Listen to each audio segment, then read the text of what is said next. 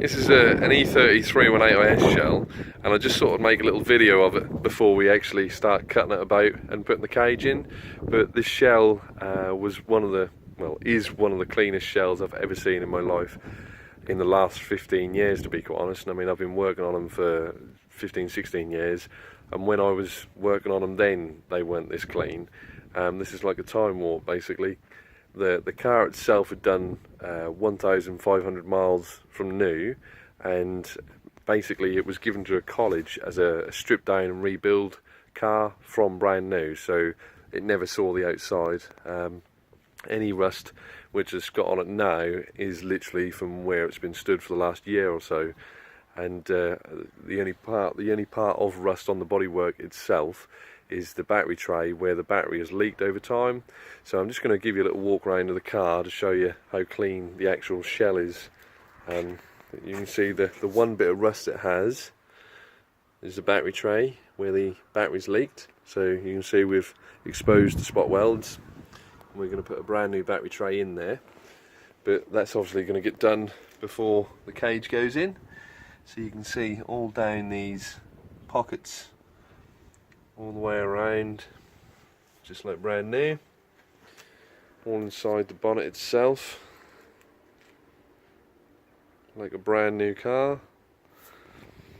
So I'm going to move down to, you can see where the wing was actually joined to the car. There's a little bit of surface rust, but it is literally surfaced. All the under sealer. Move round to the driver's footwell. No rust, not one drop of rust anywhere up into the bulkhead. Absolutely like brand new.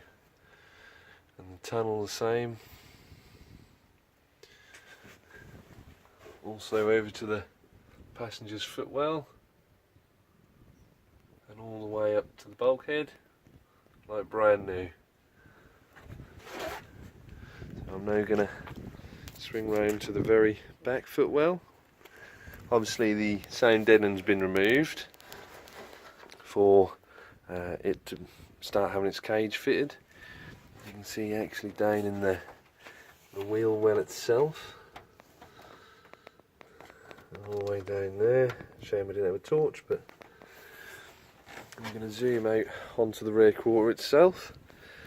Now the rear quarter's got some damage, there's a couple of dents in the rear quarter, but the actual internal inner arches, I mean, I don't know whether you can see it very well, but everything, the whole car and the whole body hasn't even got any surface rust. And you can see the quality of the actual shell itself. Again, round to the back panel. So the back panel itself is absolutely beautiful. Shame to cut it off really, but this shell is basically going as an e30 M3 replica. So it's going to have metal rear quarter panels welded on. You can see the cleanliness of the inner tub there, the very lower pocket. Again, sweep round to in the wheel well. No rust there.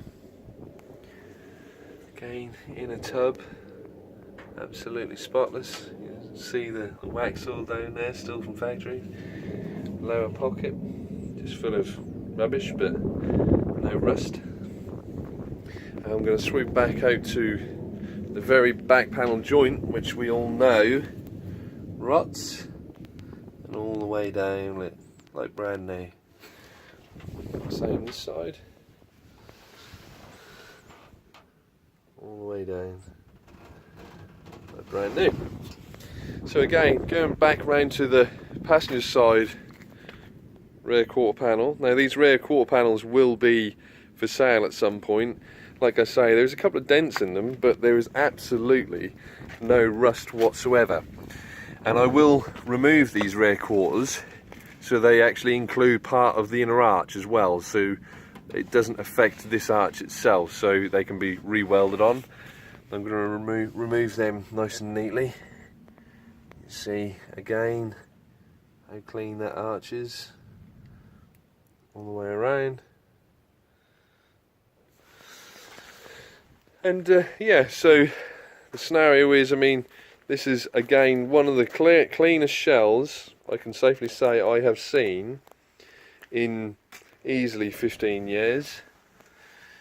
And what we're actually doing with it is we are just pulling all the facelift panel work off. You can see underneath the fuse box is where they commonly go, and that is because the actual little threads that hold the inner wing around here starts to rot. Same there, starts to rot, and it goes up and it eats away from the underneath. So you know, that's all the common places, like I say, on this car are like brand new. There are, yeah, don't get me wrong, there is a couple of little areas, but compared to 99% of the cars out there on the road, this is like a brand new shell rolled off the production line. So what we're doing with this is, obviously I've made a full jig on this car before we've done the cage, purely because if there's any heat distribution in the car while we weld the cage in, if the car give, I can actually check the straightness of the car afterwards as well. But I made a jig for another car off this shell because this is the cleanest one I've seen for a long time. So I made a full chassis jig, which is bolted to where the engine bed would normally go on. It supports the front turrets, it supports the front bush mounts. It also bolts to the rear axle beam pins where they come through the car. Also the very top mount for the shocks, supports the rear diff hanger as well, and it also supports the other side of the rear chassis rails. So these chassis rails there and there, they're both supported from underneath towards the very back of the car, so around about there, so that the car can't sag as we remove the rear quarters off, because these cars are very weak once you remove the rear quarters.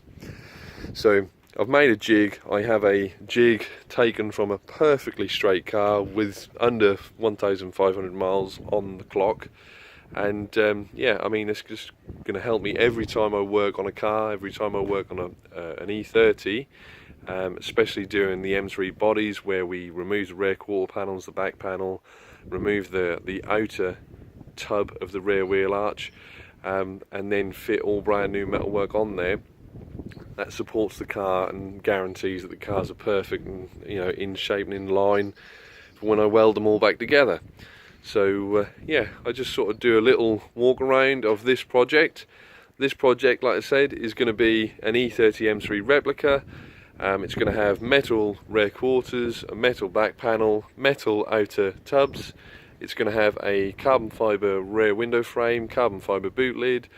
It's going to have carbon fibre roof skin itself, also carbon fibre front and rear bumpers, side skirts, a full turreted cage from front to back, so the cage will extend from the rear turrets all the way through the car to the front turrets, and all the suspension mounts like the diff pickup in the back there, that will be supported by the cage, so the cage will now come down between the turrets, pick up the diff bolts and then go back up.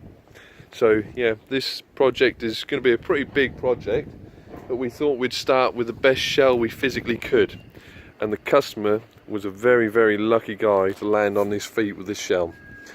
So yeah, that's the process of this shell. And like I say, if you want to see the jig, I've made another video of the jig, and yeah, that's basically it. So start with the best shell you can find, best shell that money can buy, and then make alterations.